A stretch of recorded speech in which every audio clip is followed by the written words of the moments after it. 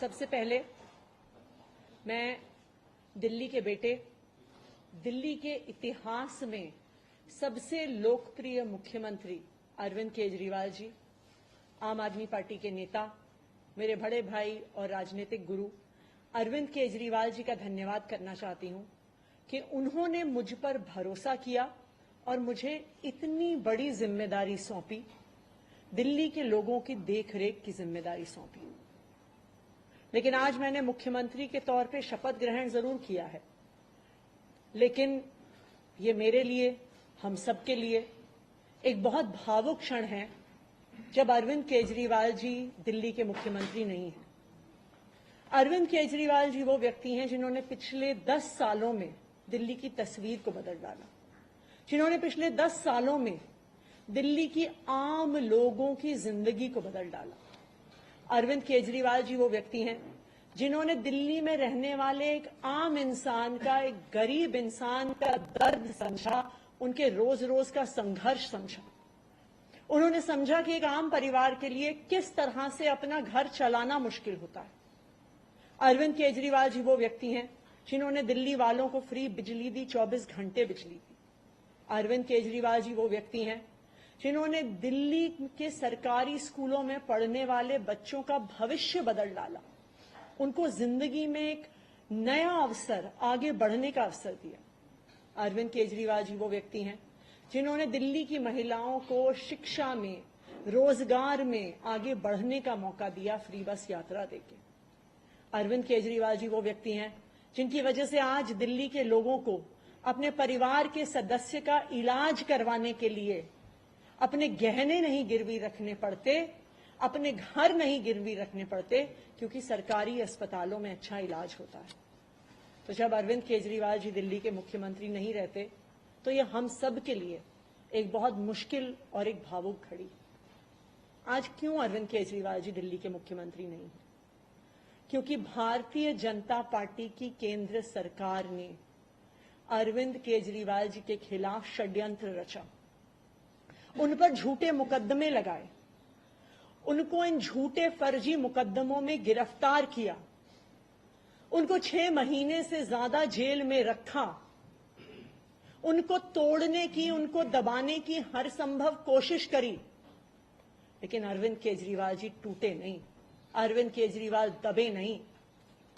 अरविंद केजरीवाल जी को supreme court ने जमानत दी, एक ऐसे कानून में जमानत दी जिसमें पीएमएलए में जमानत मिलना लगभग असंभव होता है, और सुप्रीम कोर्ट ने ना सिर्फ उन्हें बेल दी, बल्कि बेल देते हुए केंद्र सरकार के मुंह पे तमाचा मारा और कहा कि अरविंद केजरीवाल जी की गिरफ्तारी एक दुर्भावना के तहत हुई थी।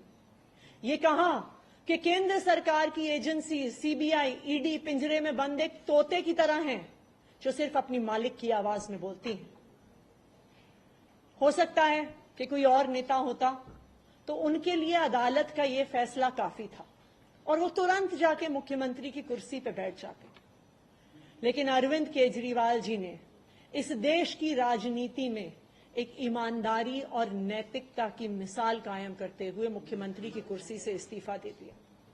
उन्होंने कहा कि मेरे लिए सिर्फ अदालत का फैसला काफी नहीं है, मैं जनता की अदालत में जाऊंगा, और जब तक दिल्ली की जनता मुझे नहीं कहती कि मैं ईमानदार हूं, तब तक मैं मुख्यमंत्री की कुर्सी पर नहीं बैठूंगा।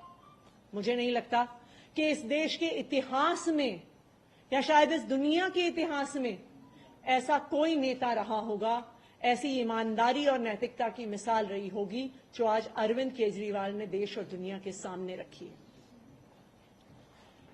अब हम सभी दिल्ली वालों को मिलकर एक ही काम करना है, अरविंद केजरीवाल जी को फिर से फरवरी में होने वाले चुनाव में दिल्ली का मुख्यमंत्री बनाना है। अगर दिल्ली के लोग अरविंद केजरीवाल जी को दिल्ली का मुख्यमंत्री नहीं बनाते तो जो फ्री बिजली आज दिल्ली वालों को मिल रही है, भारतीय जनता पार्टी अपना षड्यंत्र रच के उसको खत्म कर देगी। जो सरकारी स्कूल अरविंद केजरीवाल जी ने सुधारे हैं वो फिर से बदहाल हो जाएंगे, मोहल्ला क्लिनिक बंद हो जाएंगे, अस्पतालों में इलाज बंद हो जाएगा, महिलाओं की फ्री बस यात्रा बंद हो जाएगी। तो 2 करोड़ दिल्ली वालों को मिलकर फिर से अरविंद केजरीवाल जी को दिल्ली का मुख्यमंत्री बनाना है।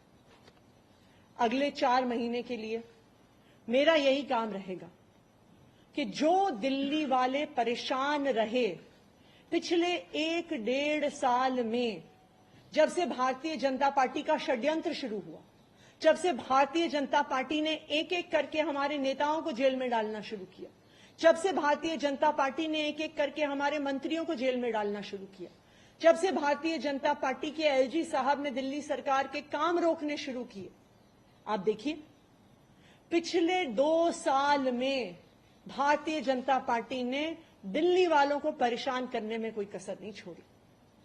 जब से अरविंद केजरीवाल जी जेल गए, दिल्ली वाले भी परेशान हुए। भारतीय जनता पार्टी ने दिल्ली वालों के पानी के बिल हम ठीक करना चाहते थे, उन्होंने उस काम को रोक दिया। भारतीय जनता पार्टी ने जो सड़क के रिपेयर के काम है वो रोक दिए।